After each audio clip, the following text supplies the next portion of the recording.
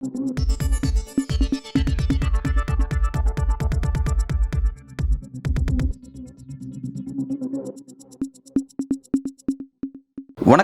இன்றைக்கு நம்முடன் அரசியல் பேசுவதற்காக மூத்த பத்திரிகையாளர் இரா குமார் அவர்கள் இணைந்திருக்கிறார். சார் வணக்கம். வணக்கம் சார். பெரிதும் எதிர்பார்க்கப்பட்ட இந்த துணைவேந்தர்கள் மாநாடு நடந்து முடிஞ்சிருக்கு. பட் ஆளுநர் நினைச்சபடி நடக்கல. பெரிய லெவலில் துணைவேந்தர்கள் ஆப்சென்ட் ஆகிட்டாங்க அப்படிங்கிற பார்க்குறோம். அது குறித்து ஆளுநர் மாளிகை அறிக்கை வெளியிட்டிருக்காங்க. அதில் என்ன சொல்லியிருக்காங்க அப்படின்னா, ஆளுநரோட மாநாட்டில் துணைவேந்தர்கள் போய் கலந்துக்க கூடாதுன்னு சொல்லிட்டு முதல்வர் வந்து சொல்லியிருக்கிறாரு, ஃபோனில் சொல்லியிருக்கிறாரு. அதையும் மீறி வந்த நபர்களை வீடு தேடி வந்து அவங்க தங்கியிருந்த ஊட்டியில் அவங்க தங்கியிருந்த ரூமுக்கு போலீஸ் வந்து மிரட்டி போய் கலந்துக்கிட்டா உயிருக்கு ஆபத்துன்னு சொல்லி மிரட்டியிருக்காங்க அப்படின்னு சொல்லி ஆளுநர் வந்து இதை குறிப்பிட்டிருக்காரு. வீடு திரும்ப மாட்டீங்க, நீங்கள் போய் கலந்துக்கிட்டா வீடு திரும்ப மாட்டீங்க, உயிரோட இருக்க மாட்டீங்க அப்படின்னு சொல்லி காவல்துறை வந்து துணைவேந்தர்களை மிரட்டியிருக்காங்க. இந்த சம்பவத்தை பார்க்கும்போது எனக்கு வந்து எமர்ஜென்சி வந்து நினைவுக்கு வருது அப்படின்னு சொல்லி ஆளுநர் வந்து சொல்லியிருக்காரு. அது மட்டும் இல்லாமல் இங்கே இருக்க ஸ்டாலின் அவர்கள் வந்து ஏழை மாணவர்களுக்கும் இங்கே இருக்கக்கூடிய இந்த தலித் மாணவருடைய கல்வி எதிர்காலத்துக்கு எதிராக இருக்காரு அப்படின்ற ஒரு விஷயத்தை வந்து ஆளுநர் மாளிகையிலேருந்து அறிக்கையை வெளியிட்டிருக்காரு. எப்படி பார்க்குறீங்க? அதாவது ஒரு மனுஷன் பொய் சொல்லலாம், ஏக்கர் கணக்கில் பொய் சொல்லக்கூடாதுன்னு கவுண்டமணி சொல்லுவார்ல, அதுதான் நினைவுக்கு வருது. இவர் வந்து என்ன சொல்கிறாரு, கல்வி துணைவேந்தர்கள் மாநாட்டின் மூலம் பல்கலைக்கழகத்தின் தரத்தை உயர்த்துவதற்காக இந்த மாநாட்டை நடத்துகிறேன்றாரு. இதுக்கு முன்னாடி 2 ஆண்டோ 3 ஆண்டோ நடத்தியிருக்கார் இல்லையா? என்ன தரம் வைத்திருக்காரா? உங்களுக்கு தெரிஞ்சுதான் வைத்திருக்காரா? தெரியல. வைத்திருந்தா தெரில. இவர் ஏதோ மாணவர்களுக்கு கல்வி துணைவேந்தர்களை கூட்டு வச்சுக்கிட்டு போல் வந்து புதிய கல்விக் கொள்கையெல்லாம் நீங்கள் அமல்படுத்துங்க, புதிய கல்விக் கொள்கையை ஏற்க முடியாதுன்னு மாநில அரசு சொல்லிடுச்சு. அது ஒத்திசைவு பட்டியலில் இருக்கிறது. மாநில அரசுக்கு உரிமை உண்டு, ஏற்க முடியாதுன்னு சொல்லிடுச்சு. ஏற்கலைன்னா பணம் கொடுக்க மாட்டேன்னு அங்கே ஒரு ஆள் சொல்லிக்கிட்டு இருக்கார். 2150 கோடி பணம் தர முடியாதுன்னு மத்திய ஒன்றியத்தில் இருக்க கல்யாணம் சொல்லிட்டு இருக்கார். இது பண்ணிய 5000 கோடி இழப்பு ஏற்படும் அப்படின்னார். 5000 கோடியில் 10,000 கோடி இழப்பு ஏற்பட்டாலும் மும்மொழி கொள்கையை ஏற்க முடியாது திட்டவட்டமாக அறிவிச்சிட்டார் முதலமைச்சர். இவர் கூப்பிட்டு வருஷம் கூப்பிட்டு துணைவேந்தரில் கூப்பிட்டு புதிய கல்விகளை அமைப்படுத்து சொல்லிகிட்டே இருப்பார். அவங்க ஒன்றும் பண்ணுறதில்லை. இதில் வந்து ஆண்டுதோறும் இவர் தான் நடத்துவார். இந்த ஆண்டு டெல்லி போய் குடியரசு துணைத் தலைவர் சந்திச்சுட்டு அவரை இந்த ஆண்டு கூப்பிட்டது எதுக்கு இவருக்கே தெரியும். இப்போ ஏன்னா கடந்த ஆண்டு வரை துணைவேந்தர் நியமிப்பதற்கோ நீக்குவதற்கோ ஒரு அதிகாரம் ஆளுநரிடம் இருந்துச்சு. அதை முதலமைச்சருக்கு மாற்றுறதுக்கான மசோதா ஒரு கையெழுத்து போடாமல் 2-3 வருஷமாக கிடப்பில் போட்டு வச்சுருந்தார். உச்சநீதிமன்றத்தில் வழக்கு தொடுத்து தமிழக அரசு சொல்லியும் செய்ய மாட்டேங்கிறாருன்ட்டு, வேறு வழி தெரியவில்லை எங்களுக்குன்ட்டு 142 ஆர்டிகிள் 142 பிரிவு பயன்படுத்தி ஒப்புதல் கொடுத்துச்சு உச்சநீதிமன்றம். இப்போ துணைவேந்தர்கள் நியமிப்பதற்கோ நீக்குவதற்கோ ஒரு அதிகாரம் ஆளுநருக்கு கிடையாது. அது புரிஞ்சு போச்சு. இப்போ ஆளுநர்கள் துணைவேந்தர்கள் நம்ம கூப்பிட்டா வருவாங்களா வரமாட்டாங்களா அப்படின்ற சந்தேகம் இவருக்கே எழுந்துச்சு. ஆனால் வரமாட்டாங்கன்னு தெரிஞ்சு தான் நம்ம மட்டும் போய் நடத்தினா வரமாட்டாங்க, குடியரசு துணைத் தலைவரை கூப்பிட்டு அவர் தலைமையில் நடத்தினோம்னா நாளைக்கு குடியரசு துணைத் தலைவரை இழிவுபடுத்திட்டாங்க அப்படின்னு சொல்லுவோன்னு ஒரு பழி வரும் பயந்துக்கிட்டு வந்துடுவாங்க அப்படின்னு நினச்சார். இது வரைக்கும் இந்த இதுலேருந்து என்ன தெரியுது, இப்போ இதில் வந்து சில தனியார் பல்கலைக்கழகம் இது வரைக்கும் அழைச்சதில்லை. ஏன் தனியார் பல்கலை இப்போ திடீர்னு அழைக்கிறார் இந்த ஆண்டு மட்டும்? அரசு பல்கலைக்கழக துணைவேந்தர்கள் வரமாட்டாங்கன்னு அவருக்கு தெரியும். குறைந்தபட்சம் தனியார் பல்கலைக்கழகம், அந்த திருவாரூர் மத்திய பல்கலைக்கழகம், காந்தி கிராம பல்கலைக்கழகம் மதுரையில், அது 2 ஒன்றிய அரசினுடைய கட்டுப்பாட்டில் இருக்குது. அவங்க 2 பேர் வந்துடுவாங்க. அதுக்கப்புறம் பதிவாளர்கள் அப்படி இப்படி கொஞ்சம் பேரை கூப்பிட்டு ஒரு 20 பேராச்சும் உட்கார வைக்கணும் அப்படின்றதுக்காக தனியார் பள்ளிக்கழக துணைவேந்தர்கள்லாம் கூப்பிட்டுருக்காங்க. அதுலேயும் சில தனியார் பள்ளிக்கழக துணைவேந்தர்கள் போகலை. இந்த ஒன்றியத்தில் 2 பேர், மாநில அரசின் கட்டுப்பாட்டில் இருக்கக்கூடிய பல்கலைக்கழக வேந்தர்கள் வரமாட்டாங்கன்னு தெரிஞ்சே தான் உள்ள கூப்பிட்டேன். ஏன்னா நமக்கு எந்த அதிகாரம் இல்லை, அதிகாரம் இல்லாத நம்ம கூப்பிட்டா வரமாட்டாங்க தெரிஞ்சு தான் தனியார் பள்ளிக்கழகத்தையும் கூப்பிட்டாரு, குடியரசு துணைத் தலைவரும் கூப்பிட்டுருக்காரு. அவருக்கே தெரியுது வரமாட்டாங்கன்னு. இன்றைக்கி வரலன்ன உடனே முதலமைச்சர் வந்து கூப்பிட்டு சொன்னார். அதை மீறி அவங்களாம் வந்துட்டாங்க. எங்கே போய் தங்கினாங்க, எந்த அறையை தட்டுனாங்க போய் ராத்திரியில்? போகவே இல்லை. போலீஸ் போய் கதை தட்டவே இல்லைங்கிறீங்களா? இவங்க போய் ஊட்டியில் தங்கவே இல்லையே. ஆனால் நியூஸில் வந்திருக்கு சார். இப்போ வந்து மன்னன் சுந்தரனார் பல்கலைக்கழகத்தோட பாதி தூரத்தில் திரும்பி வந்துட்டாருன்னு. அவர் ஊட்டிக்கே போலையா? அவர் ஊட்டிக்கே போகல, பாதி தூரத்தில் திரும்பி வந்துட்டாருன்னு சேலம் பல்கலைக்கழகத்துடைய துணைவேந்தர் அது ஏற்கனவே அறிவித்தது. விசாரணை இந்த தேதியில் வரணும்னு சொல்லி அவர் ஊழல் வழக்கு இருக்கு, ஊழல் வழக்கு. ஆமாம். அந்த வழக்கில் விசாரணைக்கு வாங்கணும் ஏற்கனவே அனுப்பின சம்மன். ம். அதை வந்து அங்கே போகக்கூடாதுங்கிறதுக்காக இவர் ஏதோ ஒரு ஊழல் வழக்கு ஏன் அவரை மட்டும் மிரட்ட முடியாதா? ம். அந்த ஜெகநாதனை மிரட்ட முடியாதா? வீட்டுக்கு போய் சேர மாட்டாயா? ம். அது அவருக்கு மட்டும் வந்து ஊழல் வழக்கில் இது கொடுக்கணுமா, விசாரணைக்கு அன்னைக்கு கூப்பிடணுமா? இந்த ஆளுநர் வந்து இவர் இங்கேருந்து என்ன பண்ணாதுங்க, அவர் ஊழல் வழக்கில் மாட்டின உடனே இங்கேருந்து ஜெகநாதன் சொல்கிறீங்களா? ஜெகநாதன் ஆ, சேலம் பெரியார் பிள்ளை யூனிவர்சிட்டி. அங்கே போய் அங்கே இருக்க பேராசிரியர்கள்லாம் கூப்பிட்டு நீங்கள் எல்லாம் ஜெகநாதனுக்கு ஆதரவாக இருங்க அப்படின்னு வேண்டுகோள் விடுத்துருக்காரு. ஒரு ஆளுநர் வேலையாது, உன் புரோக்கர் வேலையை பார்க்குற நீ. அவருக்கு ஊழலில் மாட்டினவர் சட்டப்படி சந்திச்சுட்டு போகிறாரு, தப்பு பண்ணலாம் வெளில வர போகிறாரு. நீ ஏன் போய் அங்கே போயிட்டு அவருக்கு துணை போயிட்டு எல்லாம் துணையாக இருங்க, அவருக்கு ஒன்றா இருங்க, ஆதரவாக இருங்கன்னு சொல்லி பேராசிரியர்கள்ட்ட போய் பேசுகிற. ஏன் தனிப்பட்ட ரீதியாக அவருக்காக ஏன் அந்தளவுக்கு அவர் இறங்கி வரணும்? ஏன் என்ன பாலிடிக்ஸ் அது புரியல? அவர் நியமித்தாள், அவருக்கு வேண்டியவர் நியமிச்சிருப்பார். அதனால் அவங்க எல்லாம் அப்புறம் சங்கிகளாக தானே கூட நியமிக்கிறாரு. அதான பிரச்சனையே. அப்படி இருந்து இங்கே வந்து புதிய கல்விக் கொள்கையை அமல்படுத்த முடியல. இப்போ என்ன சொல்கிறாரு, முதலமைச்சர் வந்து அங்கே ஊட்டியில் தங்கியிருந்தவங்க அரைக்கதவை போய் நள்ளிரவில் தட்டி திரும்ப போயிடுங்க. அதாவது கேவலமான ஒரு ஆளுநர் இப்படிலாம் கேவலமாக போய் சொல்லக்கூடாது. இதை நிரூபிக்க முடியுமா? நான் கேட்குறேன். இவ்வளோ தூரம் ஒரு 18 பல்கலைக்கழகங்களோட துணைவேந்தர்களை அரைக்கதவை தட்டி நள்ளிரவில் நீ உடனே திரும்பி போகலாம், ஊடு போய் சேர மாட்ட, உயிருக்கு ஆபத்து அப்படின்னு போலீஸை வச்சு மிரட்டி இருந்தால் இன்ன வரைக்கும் நேற்று நைட்டாச்சும் குறைஞ்சபட்சம் மிரட்டி இருக்கும் இல்லையா? வெளியில் வராமல் இருக்குமா? அவங்க எங்கே தங்கியிருந்தாங்களோ அங்கே போலீஸ் பாதுகாப்பு, அங்கே ஒரு வாட்ச்மேன் இருப்பான்ல, ஹோட்டல் தான் தங்க வச்சுருப்பாங்க. ஒரு ஆளுநர் அறையில் தங்க வச்சாங்க, ஆளுநர் மாளிகையில் தங்க வச்சுருப்பாங்க, ஹோட்டல் தங்க வச்சுருப்பாங்க. அவன் சொல்லியிருப்பான்ல ஏதாவது வெளியில் வந்திருக்கும்ல, ஊடகங்களுக்கு வராமல் வந்திருக்குமா? ஊட்டிக்கே போகலை. ஓகே. ஒருத்தவர் தான் போனவர் பாதி வேலை திரும்பி போயிட்டார். மனோரமணி பல்கலைக்கழகம் சொந்த அவர். இவர் போயிட்டு அங்கே போய் தங்கியிருந்த கதவை தட்டி நள்ளிரவில் இது மாதிரி வெளியில் முதல்ல அவர் பேசும்போது வீட்டுக்கு போய் இப்போ மிரட்டினாங்கன்னு சொல்லிருக்காரு அங்கே பேசும்போது. இப்போ ஆளுநர் மாளிகை அறிக்கையில் ஊட்டியில் தங்கியிருந்தவங்கள அரைக்கதவை போய் தட்டின்றார். எது உண்மை? அங்கே பேசுனது உண்மையா? இப்போ அரைக்கதவை தட்டு வெளியில் வராமல் இருக்குங்களா? ஒரு 18 பேரை வந்து மிரட்டி வெளியில் அனுப்புனா ஏதாவது பொய் சொல்கிறதுக்கு ஒரு அளவு வேணும். இப்படி கேவலமாலாம் ஒரு அந்த உயர்ந்த பதவியில் இருந்துக்கிட்டு இப்படிலாம் ஒரு பொய்யான குற்றச்சாட்டெலாம் சொல்லக்கூடாது. அதில் வேற என்ன சொல்கிறாரு, பல்கலைக்கழகங்கள் தரம் உயர்த்தப்பட்டால் தலித் மற்றும் ஏழை மக்கள் பயனடைந்துடுவார்கள் என்று அச்சப்படுகிறார். எதுக்கு அச்சம்? முதல்வருக்கு என்ன அச்சம்? அப்படி அச்சப்படுறவராக இருந்தால் இன்றைக்கி உயர்கல்வி வெளிநாடு போய் படிக்கிற மாணவர்களுக்கு வசதி இல்லைன்னா நாங்கள் பணம் தரோம் போய் படின்னு சொல்லி படிக்க வைக்கிறாரு. ஐஐடியில் ஐஏஎம் ஐஏஎஸ்எஸில் படிக்கிற இடம் கிடச்சிது, மெரிட்டில் மாணவர்களுக்கு இடம் கிடச்சி வசதி இல்லை இப்போ ஃபீஸ் கட்டுறதுக்குன்னு சொன்னால் மொத்த செலவையும் தமிழக அரசு ஏற்றுக்குது. கல்வி கட்டணம் மொத்தமும் செலுத்துது. இப்படிலாம் கொடுத்து இப்போ அரசு பள்ளியில் படிக்கக்கூடிய மாணவர்களுக்கு மாதம் 1000 ரூபா கல்லூரியை சேர்ந்த மாணவிகள் கொடுக்குறாருல. இப்படிலாம் ஒரு பசங்க படித்து வந்துட்டா நமக்கு ஆபத்து, அவங்க அறிவாயிட்டாங்க நமக்கு ஆபத்துன்னு சொல்லி பயப்படுறது யாருன்னா அந்த ஊபி பீகார்காரன் தான். படித்து வான்னு சொல்கிறாங்க.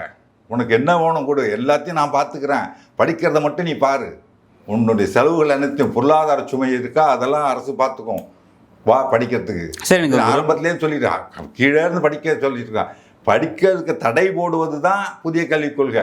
அதான் சார் எனக்கு ஒரு டவுட் ஒன்று. இப்போ வந்து ஏழை மாணவர்களையும் தலித் மாணவருடைய கல்வியை பற்றி இவர் கவலைப்படுறாரு அப்படின்னா அந்த மாணவருடைய கல்வி எதிர்காலத்துக்கு தடையாக இருக்கிற மாதிரி தான் நீட் நுழைவுத்தேர்வு இருக்குது அப்படிங்கிறது பெரிய விஷயம். தமிழ்நாடு வைக்கக்கூடிய சார்ஜஸ் ஒட்டுமொத்த தமிழக மக்களோட குரல் அதுவாக தான் இருக்குது. கட்சி வேறுபாடுன்ட்டு எல்லாரோட குரல் அதுவாக தான் இருக்குது.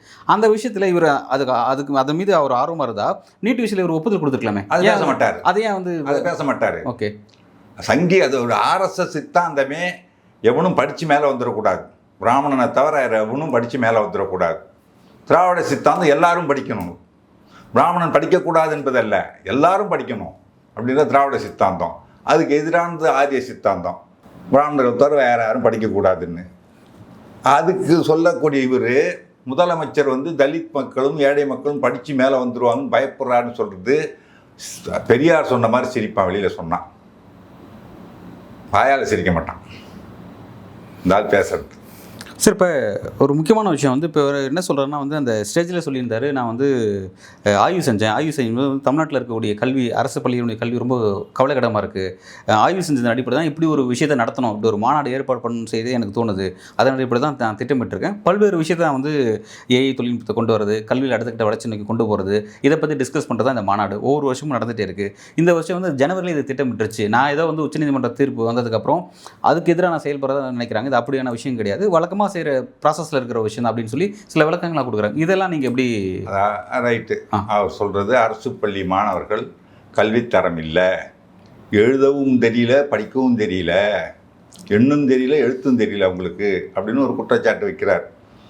இப்போ இஸ்ரோவில் தொடர்ந்து விஞ்ஞானிகளாக வந்துட்டு இருக்கிறவங்களாம் எங்கே படித்தவங்க? தமிழ்நாட்டில் அரசு பள்ளியில் படித்தவங்க, விழுப்புரத்தில் படித்த ஒரு கன்னியாகுமரியில் அரசு பள்ளியில் படித்தவங்க தானே வந்திருக்கிறாங்க. இப்போ அரசு பள்ளி கல்வித்தரம் சரியில்லைன்னு சொல்லி சொல்கிறதுல குற்றச்சாட்டு நியாயம் இல்லை. ஒன்று அப்படியே அவர் சொல்கிறது உண்மைன்னு ஒத்துப்போம். பள்ளி கல்வியிலுடைய தரம் சரியில்லைன்னா துணைவேந்தர்கள் மாநாட்டை கூட்டி நீ என்ன பண்ண போகிற?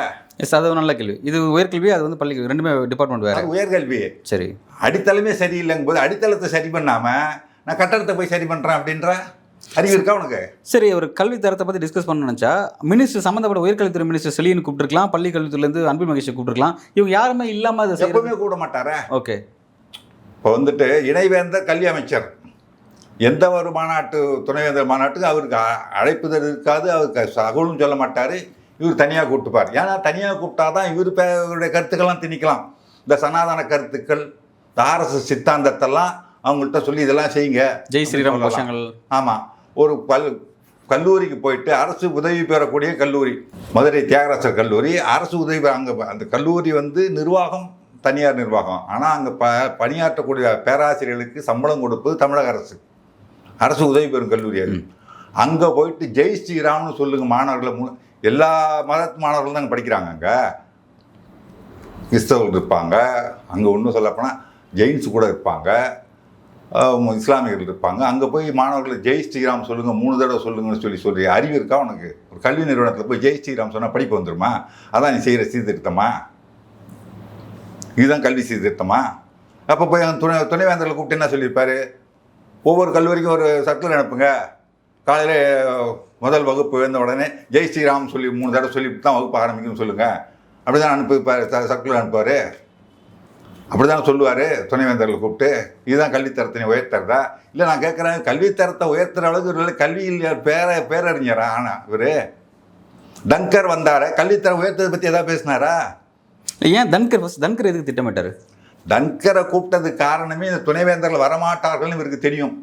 அரசு பல்கலைக்கழகங்கள் தமிழக அரசினுடைய தான் செலவு பண்ணுறது, தமிழக அரசு கண்ட்ரோலில் தான் இருக்குது. பல்கலைக்கழகம் நிறுவனது தமிழக அரசு, பல்கலைக்கழகம் நிறுவதற்கான சட்டங்களை ஏற்றுவது தமிழக சட்டமன்றம். அதனால் தமிழக அரசு கண்ட்ரோல் தான் பல்கலைக்கழகம். துணைவேந்தர் என்ற பதவி கூட சட்டசபையில் தமிழக அரசு சட்டம் நிறைவேற்றி கொடுத்தது தான் இவருக்கு, ஆளுநருக்கு வேந்தர் பதவி கொடுத்தது. அரசியல் சாசனமோ ஒன்றிய அரசோ கொடுத்த பதவி இல்லை. நீ ஒழுங்காக இல்லை. ஒரு துணைவேந்தரை பொறுத்து 9 பல்கலைக்கழகம் துணைவேந்தர் கிடையாது, இது வரைக்கும் முட்டுக்கட்டை போட்டுட்ருக்கார் ஆண்டு கணக்கில். அதனால் துணைவேந்தர் நீக்கக்கூடிய அதிகாரத்தை முதல்வருக்கு கொண்டு வரத்துக்கு மசோதா நிறைவேற்ற, அதில் தான் இப்போ உச்சநீதிமன்றம் தீர்ப்பு கொடுத்துச்சு. இப்போ இவர் வந்து என்ன பண்ணுறாரு, அவங்க வரமாட்டாங்க. ஏன்னா இது வரைக்கும் போன ஆண்டுகள்லாம் இவர் கூட்டோடனே வந்தாங்கன்னா நியமிக்கக்கூடிய அதிகாரம் நீக்கக்கூடிய அதிகாரம் இவர்கிட்ட இருந்ததுனால பயந்துக்கிட்டு வந்தாங்க. இன்னும் நம்ம அதிகாரம் இல்லை, வெத் அவுட் ஆகிட்டோம். வேந்தர் என்பது ஒரு பொம்மை பதவி. அதான் சார், இப்போ வந்து இப்போ நீங்கள் துணைவேந்தர்கள் வந்து இதை புறக்கணிச்சிருக்காங்கன்னா அது காரணம் வந்து உச்சநீதிமன்ற தீர்ப்பு தானே, அதனால தான் அந்த முடிவு எடுத்து. இவருக்கு அந்த அதிகாரம் இல்லை. துணைவேந்தர் நியமிப்பவர் வேந்தர் அபிஷியல், இப்போ ஒரு வேந்தர் அவர் தான் தொடர்ந்து செய்கிறார். வேந்தர் என்ற அதிகாரமற்ற ஒரு பொம்மை பதவி இப்போ அவர்.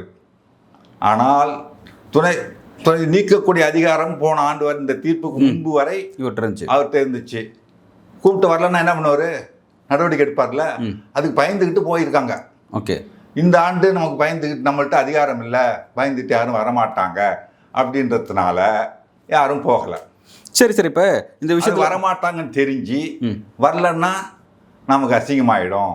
அதனால் குடியரசு துணைத் தலைவரை தலைமை தாங்க கூப்பிட்டோம்னா வரலன்னா குடியரசுத் தலைவரை இழிவுபடுத்திட்டு ஆயிடுமோ அப்படின்றதுக்காக வருவாங்கன்னு நினைச்சாரு. அதுக்கும் வரல. இப்போ அந்த ஸ்ட்ராட்டஜியும் ஃபெயிலியர் ஆகிதான் பார்க்க வேண்டியது ஆயிடுச்சு. ஏன்னா இப்போ அதுக்காக தான் வந்து அவர் தன்கர் கூப்பிட்டுருக்காரு அப்படின்னா இப்போ தன்கர் விஷயத்தில் அவமானப்படுத்துற மாதிரி ஆயிடுச்சு. இது எப்படி இப்போ எப்படி அவர் கூப்பிட்டு அவமானப்படுத்திட்டாரு தன்கரை கூப்பிட்டு. இவங்க யாரும் இவர் கூப்பிட்டு போகணும்னு அவசியம் இல்லை, போகலை. இவர் என்ன கல்வியியல் பேரறிஞரா?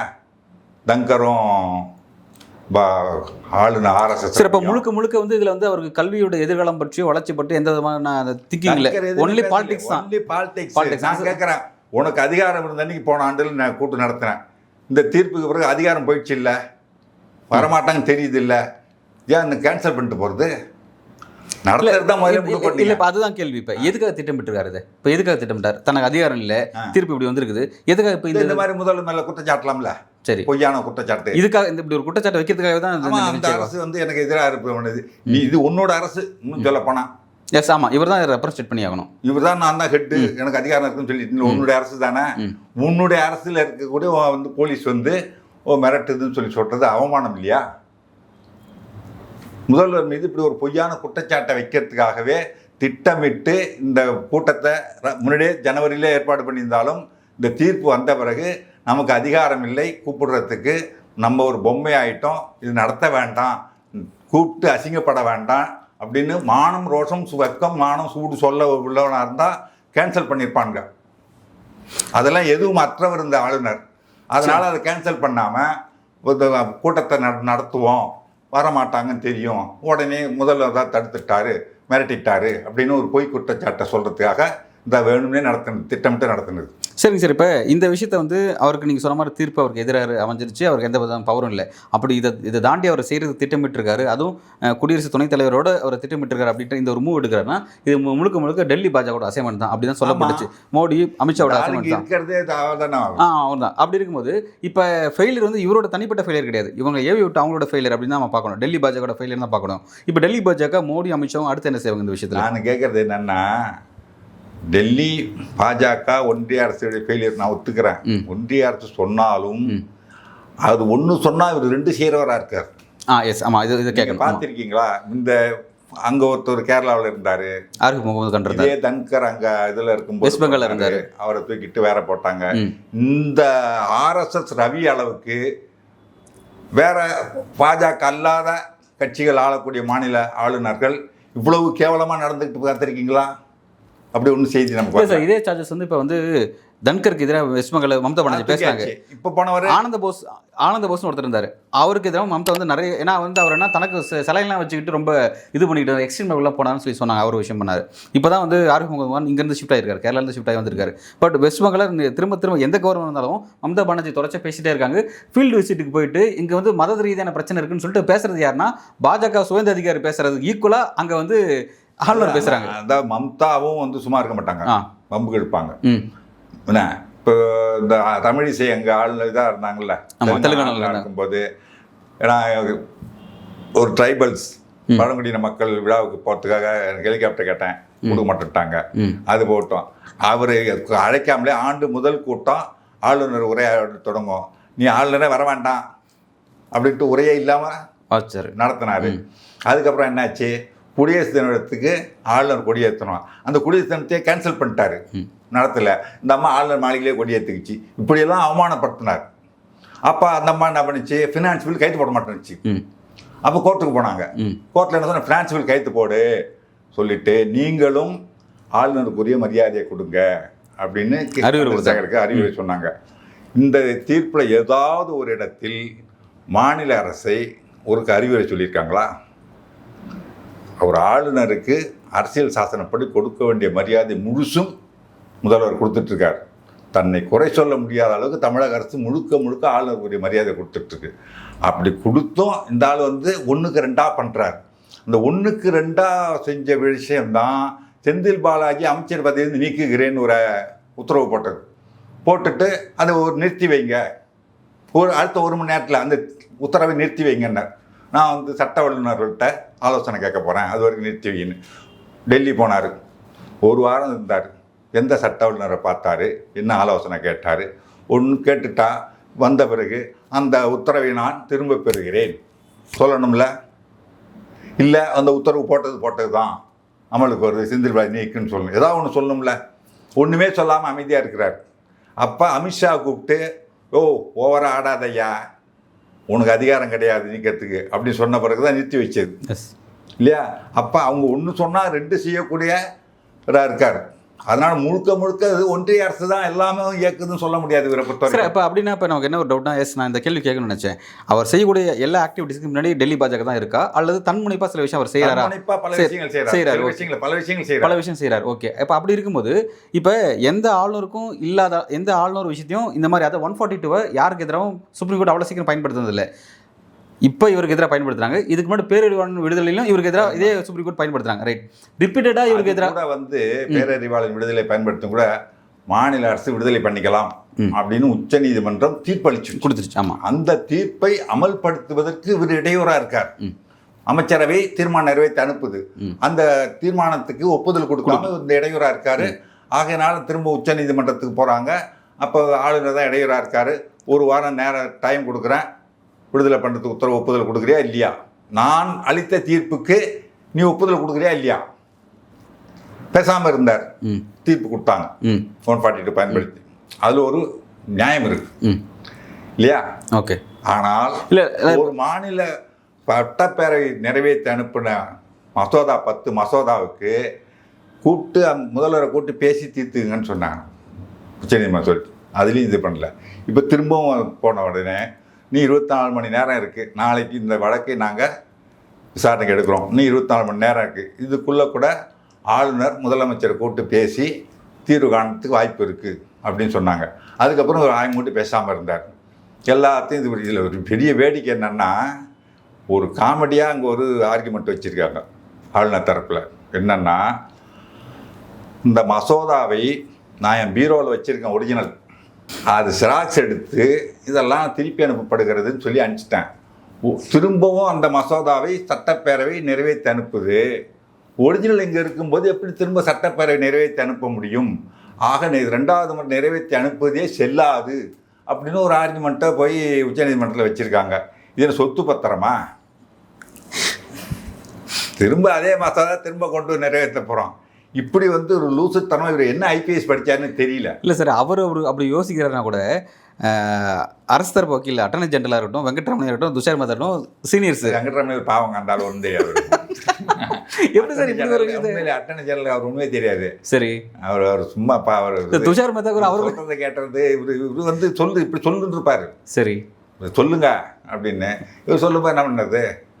அதாவது இப்போ இங்கேருந்து இப்போ வில்சன் போகிறாரு மாநில அரசு சார்பில், அங்கே போய் வேறு 2 வழக்கறிஞர்களாக நியமிக்கிறானோ, இங்கேருந்து எந்த நோக்கத்தில் இந்த வழக்கை நம்ம கொண்டு போகணும் அப்படின்ற அறிவுரை சொல்லி அனுப்புறது யார்? இங்கே இருக்கிற முதலமைச்சர். அதன் அடிப்படையில் தான் அவங்க போவாங்க. அதை மீறி போக மாட்டாங்க. அப்படியே போகணுன்னா கூட விட்டு அனுமதி வாங்குவாங்க முதலமைச்சர். இல்லை நம்ம இப்படி செய்யலாம், இது கூட இதை சேர்த்துக்கலாம், இல்லை இதை தவிர்த்துடலாம், அனுமதி வாங்கிட்டு தான் செய்வாங்க. இவர் என்ன சொல்கிற, அனுமதி கொடுத்துட மாட்டார், நீ இதை பேசு அப்படின்னு. இல்லை, அவங்க இவர் இதை வச்சிருக்க அவங்க சட்ட வல்லுநர்கள் இல்லையா சார்? அவங்க சட்ட வல்லுநர்கள். ஆமாம், எதை பேசணும் எதை பேசக்கூடாது, எது முகாந்திரம் உள்ள சப்ஜெக்ட்ஸ் அது தெரியுங்களா உங்களுக்கு? இவரோட கிளையண்ட் இவர் அவங்களோட கிளையண்ட் இவர் இவ்வளோ பலவீனமான வார்த்தை கொண்டு வருவாங்களா சார்? ஆளுநர் தரப்பா இருந்தால் கொண்டு போ, நீ சொல்லு அப்படின்னு சொல்லு. இல்லைன்னா இவர் பீரோவில் வச்சுட்டு ஜெராக்ஸ் காப்பி அனுப்பிச்சது அவருக்கு எப்படி தெரியும்? இவர் சொல்லி கொடுத்தான்னு சொல்லிருப்பாரு. அவங்க தட்டிருக்கலாம், ஏதோ சொல்லிட்டாங்க. ஆனால் இவர் சொல்லாமல் நடந்திருக்காது. இல்லை, இவர் சொன்னதே குழந்தைத்தனமாக இல்லை இருக்குது. ரொம்ப ஃபூலிஷாக தான் இருக்குது ஆக்சுவலாக. ஓகே சார், இப்போ நான் ஏற்கனவே கேட்ட மாதிரி இப்போ டெல்லி பாஜக விருப்பப்படுறது அவ்வளவும் செய்யாமல் தன்முனைப்பாகவும் சில ஆக்டிவிட்டிஸ் இவர் செய்கிறாருன்னு சொல்கிறீங்க. அப்படி இருக்கும்போது எப்படி அமித்ஷாவும் மோடியும் இவரோட ஆக்டிவிட்டிஸை ஃபுல்லாக அலோவ் பண்ணிட்டு இருக்காங்க? அவருக்கு ஒரு ஸ்பேஸ் கொடுத்துட்டே இருக்காங்க. தப்பாக போதே சரி பண்ணணும் அப்படின்னு ஏன் கோர் கரெக்ஷன் பண்ணவே மாட்டேங்கிறாங்க திரும்ப? அதாவது எவ்வளவு அவமானப்பட்டாலும் எஜமான விசுவாசத்தோடு இருக்காண்டா, ஒரு ஆள் நம்ம கிடைக்க மாட்டான், இருக்கட்டும் அப்படின்னு அவங்க நினைக்கிறாங்க. அவமானப்பட்டு முதலாளி சொல்லி ஒன்று செய்கிறாரு, அவமானப்படுறாரு. என்னால் அவமானப்பட முடியலைங்க, நீங்கள் யாரையாவது வச்சு செஞ்சீங்க, இன்னும் விட்டுருங்க அப்படின்னு தானே வெளியில் போவோம். நம்ம அதை பற்றிலாம் எவ்வளோ அவமானப்பட்டாலும் பரவாயில்ல, நான் எஜமான விசுவாசத்தோடு நீங்கள் ஒன்று சொன்னால் 2 செய்ய தயாராக இருக்கிறேன்னு சொல்கிறாள். அப்படி ஒரு அடிமையான ஒரு விசுவாசி கிடைப்பானா? அந்த ஒரு கரிசனத்தில் அலோவ் பண்ணுறாங்களா? இருக்கட்டும். ஓகே. இவரை விட வந்து ஒரு எவ்வளோ அடித்தாலும் தாங்கிக்கிட்டு, எவ்வளோ அவமானப்படுத்தினாலும் கோர்ட்டு வந்து கன்னத்தில் அற விடுற மாதிரி தீர்ப்பு கொடுத்தாலும், செருப்படி தீர்ப்பு கொடுத்தாலும் வாங்கிக்கிட்டு இங்கே இருப்பேன் இது அப்படின்னு சொல்லி இருக்கிற ஆளை யார் கிடைப்பா? இந்த மாதிரி ஒரு ஆள் கிடைக்க மாட்டாங்க. Okay sir. இப்போ இந்த பாலிடிக்ஸ், ஆளுநருடைய இந்த பாலிடிக்ஸ் தான் ஸ்டேட்டில் எந்த கவர்மெண்ட்டுக்கு எதிராக அவர் இப்படி குடைச்சல் கொடுத்து அனுப்பிச்சு வச்சுருவாங்களோ அந்த கவர்மெண்ட்டோட சிஎம் என்ஜாய் பண்ணுறாரு. ஓகே, இது நல்லா இருக்குது, இது இருக்கட்டும், இதனால் எனக்கு பொலிட்டிக்கல் கெயின் கிடைக்குதுன்னு சொல்லி சொல்கிறாருன்னா அப்போ கூட அதை சரி பண்ண மாட்டேங்கிறாங்களே. இப்போ இவர் எதுக்காக வச்சிருக்காங்கன்னா அவரை டிஸ்டர்ப் பண்ணணும், நிர்வாக ரீதியாக சில அவர் அன்பாப்புலர் ஆகணும். அந்த கவர்மெண்ட் நினைக்கிறாங்கன்னா இப்படி சொன்னால் ஓஹோ அவருக்கு கெயின் கிடைக்குதா, ஒன்று மாற்றிடுவோம் அப்படின்னு அதுக்காக தான் முதல்வர் சொல்கிறாரு சரி அப்படின்னு நினைக்கிறாங்க. அவங்க யாரு? அமித்ஷாவும் மோடியும் நினைக்கிறாங்க இவர் மாற்றத்துக்காக தான், ஒரு மாற்றத்துக்காக தான் சொல்கிறாரு. எனக்கு ஆதாயம் தான், இவர் இருக்கிறதுனால நல்லது தான், எங்கள் வேலையை அவர் பார்த்துக்கிறாரு, பிரச்சாரம் கூட பண்ண வேண்டியில, எங்கள் பிரச்சாரம் எங்களுக்காக அவர் பிரச்சாரம் பண்ணுறாரு, அவர் இங்கே இருக்கட்டும் சொல்லி முதல்வர் சொல்கிறாருன்னா அப்படி சொன்னால் இவரை மாற்றிடுவார்னு நினச்சி நான் மாற்றி விடுவோம்னு நினச்சி சொல்கிறாரு போல் இருக்கு. அதெல்லாம் மாற்ற முடியாது, நீ அங்கேயே இருக்கட்டும் அப்படின்னு சொல்லி அவங்க நினைக்கிறாங்க. உண்மையே முதல்வர் சொல்லி உள்ளபடியே உண்மை. இவர் வந்து ஒவ்வொரு முறை இந்த மாதிரி பண்ணும்போதும் முதல்ல வந்துட்டு பல பேர்களை விட்டுட்டு சில பகுதிகளை விட்டுட்டு இவராக சில பகுதிகளெல்லாம் சேர்த்துக்கிட்டு படிச்சாரு ஆளுநர் உரையில். அன்னைக்கு உடனடியாக ஒரு தீர்மானம் கொண்டு வந்தாரா, என்ன நம்ம கொடுத்தோமோ அதுதான் ஆளுநர் சேர்த்தது ஏறாது, விட்டது விடுபடாதுன்னு சொல்லி தீர்மானம் கொண்டு வந்தார்ல. அன்னைக்கு ஒரு நாள்ல எவ்வளவு செல்வாக்கு கூடிச்சு முதலமைச்சருக்கு. ஏடா அமைதியா இருக்க ஓங்கி அடிச்சுட்டாரு. இல்லை ரைட்ஸ் இல்லை. இப்போ நான் என்ன கேட்குறேன்னா இதுதான் கேட்குறேன், இந்த மாதிரிலாம் பண்ணுறது ஏதோ ஒரு வகையில் ஸ்டாலினுக்கு பொலிட்டிக்கல் கெயின் கிடைக்குது அப்படிங்கிறத அவர் ஓப்பனாக சொல்கிறாரு. இது இருக்கட்டும்னு சொல்கிறாரு. இப்போ இருக்கட்டும்னு சொல்லும் போது இப்போ டெல்லி பாஜக எப்படி பார்க்குறாங்க? என்னடா அவரே வந்து அது பாசிட்டிவாக பார்க்குறாரு, அப்போனா வந்து இவரோட ஆக்டிவிட்டிஸை கொஞ்சம் குறைக்கலாம் அல்லது வேற மாதிரி மாற்றி அமைக்கலாம், சரி அல்ல அவரை ரீப்ளேஸ் பண்ணிட்டு வேற ஆளை போடலாம். இதே ஏன் செய்ய மாட்டேங்கிறாங்க? ஏன் வந்து அதுதான் நான் சொல்கிறேன். முதலமைச்சர் சொல்வது உண்மை என்பதை அவர்கள் ஏற்கல. ஓகே, இப்படிலாம் சொன்னா இவரை மாத்திடுவாங்க அப்படி ஒரு அதை நினைச்சு இப்படி சொல்றாரு. ஆனா அது உண்மையா? இப்ப இது சரியா நம்ம இது உண்மையா நாம பேச வேண்டியது இருக்கு. ஏன்னா உண்மையிலே வந்து ஆளுநரோட அரசியலாலையும் அண்ணாமலையோட அரசியலாலும் ஏதோ ஒரு வகையில் ஸ்டாலின் கெயின் அடிச்சுட்டு தான் இருந்தாரு. அவங்க செய்யறதுக்கு அதாவது இங்க கொண்டு போய் கொடுக்குற பிக்சர் என்ன, அதெல்லாம் கிடையாது. இதன் மூலம் மக்கள், தமிழ்நாட்டு மக்கள் ஆளுநர் முதல்வர் மீது கோபத்தில் இருக்காங்க, கொதித்தெழுந்திருக்காங்க, ஆளுநர் அவமானப்படுத்தி ஆளுநரை வெளிநடப்பு பண்றது பண்ணிட்டாங்கன்னு சொல்லி ஒரு ஃபால்ஸ் பிக்சர் கொண்டு கொடுக்குறாங்க. ஓகே, அதை நம்புறாங்க அவங்க. எப்படி சார் டெல்லி பாஜக எதுவுமே இன்டெப்தா பார்க்கவே மாட்டாங்க. தமிழ்நாட்டில் தலைகீடு நின்று தண்ணி குடித்தாலும் நம்ம வளர முடியாது, இங்கே ஒன்றுமே அக்கௌண்ட் ஓப்பன் பண்ணவே முடியாதுன்னு தெரிஞ்சுக்கிட்டாங்க.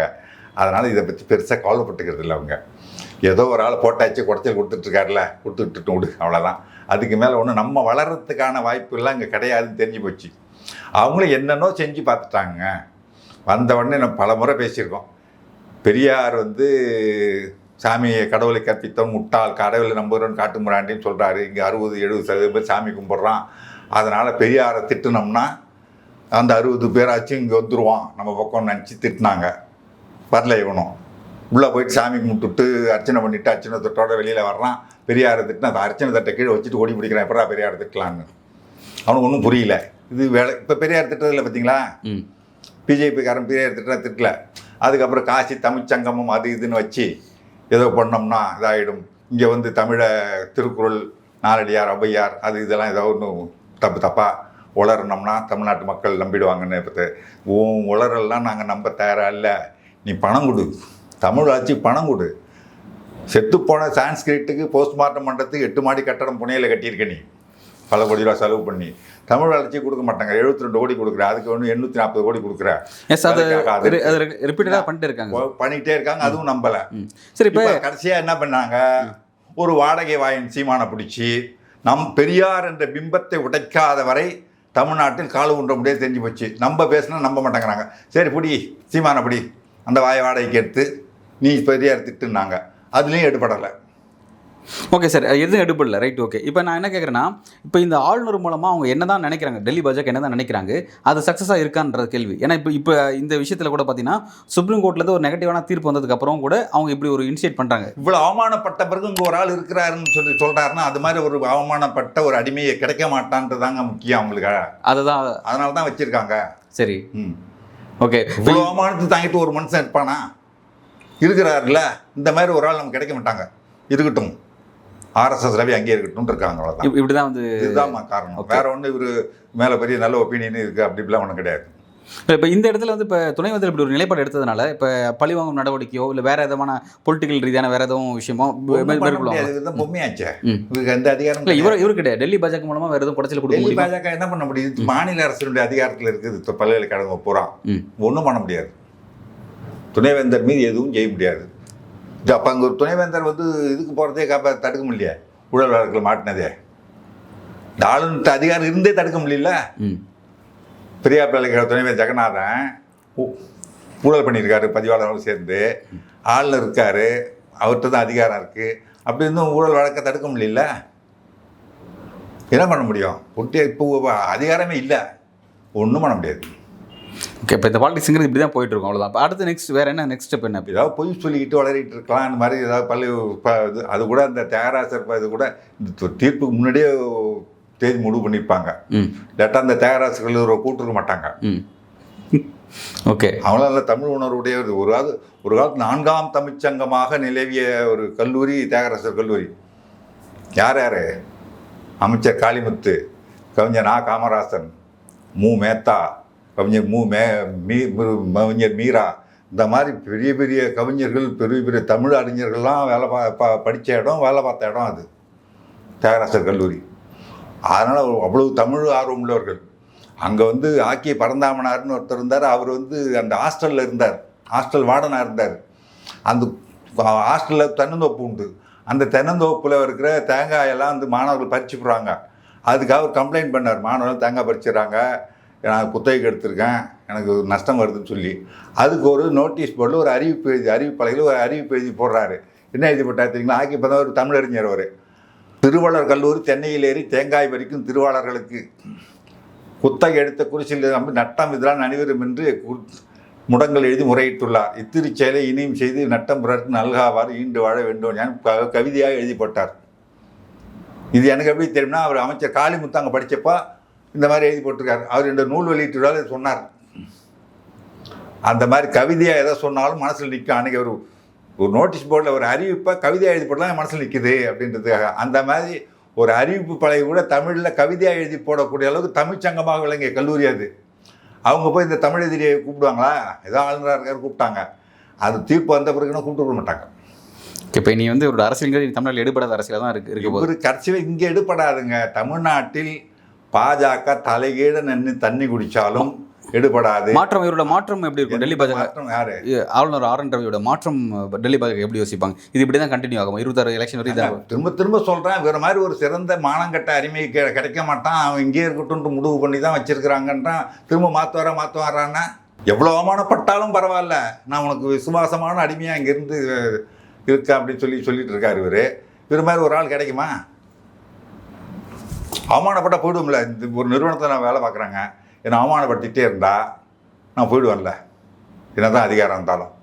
இப்போ அதிகாரமும் வச்சாச்சு, அவமானப்பட்டாச்சு. இவ்வளோ அவமானப்பட்டும் இருக்கிறேன்னு சொன்னால் இந்த மாதிரி ஒரு ஆள் கிடைப்பானா? நிறுவனம் வெளியில் அனுப்புமா? அதே மாதிரி தான் அமித்ஷாவும் மோடியும் வந்து ஒரே வச்சுருக்காங்க. இந்த ஆளுநரோட விஷயத்தில் தான் வந்து சுப்ரீம் கோர்ட் வந்து ஒரு சுப்பீரியரான ஒரு பவரை கையில் யூஸ் பண்ணி வந்து அந்த காலக்கெடு விதிச்சிருக்காங்க. இவருக்கும் சேர்த்து ஜனாதிபதி சேர்த்து விதிச்சிட்டாங்க. பட் இதில் தான் வந்து பிஜேபி வர்சஸ் உச்சநீதிமன்றம் அப்படின்ற மாதிரி ஒரு பெரிய சென்ட்ரல் கவர்மெண்ட் வர்சஸ் உச்சநீதிமன்றம் அப்படின்ற மாதிரி மாறிடுச்சு சப்ஜெக்ட். இப்போ எப்படி வந்து இந்த விஷயத்தை பாஜக எப்படி இதை ஃபேஸ் பண்ண போகிறாங்க? அதாவது இப்போ அவங்களுடைய நோக்கம் வந்து குடியரசுத் தலைவருக்கு கெடு விதிக்கணுன்றது நோக்கம் இல்லை. என்ன செய்கிறாங்கன்னா, ஒரு மாதத்திற்குள் மசோதா மீது முடிவெடுக்கணும், தீர்மானத்தின் முடிவெடுக்கணும் ஆளுநர் சொல்கிறாங்க. ஒருவேளை அந்த பில்லு, இந்த மசோதா அட்டை முன்வடிவை குடியரசுத் தலைவருக்கு அனுப்பி அவருடைய ஒப்புதலையோ அறிவுரையோ பெறணும்னு இருந்தால் 3 மாதத்துக்குள்ளே, அந்த 3 மாதத்துக்குள்ளே அந்த கெடு நிர்ணயம் வந்து மறைமுகமாக குடியரசுத் தலைவருக்காக இருந்தாலும் அது அந்த கெடுவை விதிக்காமல் போயிருந்தால் என்ன இருக்கும்? இவர் குடியரசுத் தலைவருக்கு அனுப்பிட்டு, அவசியமே இல்லைனா கூட குடியரசுத் தலைவர் அனுப்புகிறார்ல, இவர் குடியரசுத் தலைவருக்கு அனுப்பிட்டு குடியரசுத் தலைவர் அனுப்பிட்டேன், இவர் இந்த மசோதா ஒப்புதல் கொடுக்காதீங்கன்னு கூட பர்சனல் லெட்டர் இருக்காது தெரியுங்களா? குடியரசுத் தலைவருக்கு அனுப்பிட்டு 10 மசோதாவையும் லெட்டர் எழுதியிருக்காரு. ஆமாம், அனுப்புறதே தப்பு, சட்டவிரோதம். அனுப்ப வேண்டிய அவசியமே இல்லை. அனுப்பிட்டு லெட்டர் வேற இருக்காரு. இவர் வந்து கிடப்பில் போட்டு வைங்கன்னு கூட லெட்டர் எழுதலாம். குடியரசுத் தலைவரும் கேட்டுக்கிட்டு ஒன்றிய அரசு சொல்லும் கடவுளை போட்டு வச்சுட்டாங்கன்னா, அப்போ எத்தனை மாதம் ஆனாலும் எத்தனை வருஷம் ஆனாலும் நான் குடியரசுத் தலைவர் அனுப்பிட்டேன் அங்கேருந்து வரல, குடியரசுத் தலைவர் அனுப்பிட்டேன் அங்கேருந்து வரலன்னு பதில் சொல்லிட்டு அதில் தப்பிச்சுப்பார்ல. ஓகே, அது மாதிரி தப்பிக்கிறதுக்கு வழி விடக்கூடாதுன்னு தான் குடியரசுத் தலைவர் அனுப்புவதாக இருந்தால் 3 மாதத்தில் முடிவெடுக்கணும் அப்படின்னு கொடுத்துருக்காங்க. அதான் சார், அது எதுக்காக கொடுத்துருக்காங்க நம்மளால புரிஞ்சுக்க முடியும் சார். இப்போ என்னன்னா அது எப்படி யூனியன் கவர்மெண்ட் சேலஞ்ச் பண்ண போகிறாங்க இப்போ அந்த விஷயத்த? ஏன்னா ரொம்ப காட்டமாக பேசி ரிவ்யூ பெட்டிஷன் போடுவாங்க. ஓகே, ரிவ்யூ பெட்டிஷன் இவங்களே தான் விசாரிப்பாங்க. ரிவ்யூ பெட்டிஷனோட பாசிபிலிட்டிஸ் எப்படி இருக்குமா? எத்தனை அதோட பாசிபிலிட்டிஸ் எத்தனை சதவீதம் அதுதான் இருக்கு? அதுக்கான பாசிபிலிட்டிஸ் இருக்கதா தெரியல. ஓகே, ரிவ்யூ பெட்டிஷன் போடுறதுக்கான பாசிபிலிட்டிஸே இல்லை. ரொம்ப தெளிவாக அவங்க வந்து வேறு வழி இல்லாமல் எங்களுக்கு வேறு வழி தெரியல. இப்போ இதே 5 பேர் பெஞ்சுக்கோ 7 பேர் பெஞ்சுக்கோ மாற்ற சொல்லி கேட்டாங்கன்னா அப்போ அது ரிவ்யூ போகலாம். அரசியல் சாசன பெஞ்சுக்கே கூட போகலாம். இந்த மாதிரி வந்து குடியரசுத் தலைவருக்கு இது கெடு விதிக்கிற மாதிரி இருக்கு, அதை நீக்கணும் சொல்லி போகலாம். என்ன வரும்னு சொல்ல முடியாது. ஏன்னா இப்போ நீதிமன்றத்து மீது ஏதோ இந்த தீர்ப்பு வந்துச்சே நம்ம வந்துட்டு கடவுளுக்கு நன்றி சொல்லலாம். கடவுள் இந்த இடத்துல நான் சொல்கிறது நீதிபதிகள் தான். என்ன ஏதோ நம்ம எதிர்பாராத ஒரு அருமையான தீர்ப்பை கொடுத்துட்டாங்க. தீர்ப்புன்றதை விட நீதி வழங்கிட்டாங்க. எல்லா இடத்துலையும் வந்து எல்லா வழக்கிலையும் வந்து தீர்ப்பு கொடுக்குறாங்களுடைய நீதி வழங்குறாங்கன்னு சொல்ல முடியல. இந்த வந்து தீர்ப்பு மட்டும் இல்லை, நல்ல நீதி வழங்கியிருக்காங்க. அது அரசியல் சாசனம் போச்சுன்னா என்ன ஆகுன்றதுலாம் அதெல்லாம் நம்ம ஒன்றும் முடிவு பண்ண முடியாது. என்ன ஆனால் ஆகலாம். அடுத்த கட்ட நகர் ஆளுநர் சப்ஜெக்ட் எத்தனை நகர் பொறுத்து பார்ப்போம். மிக்க நன்றி.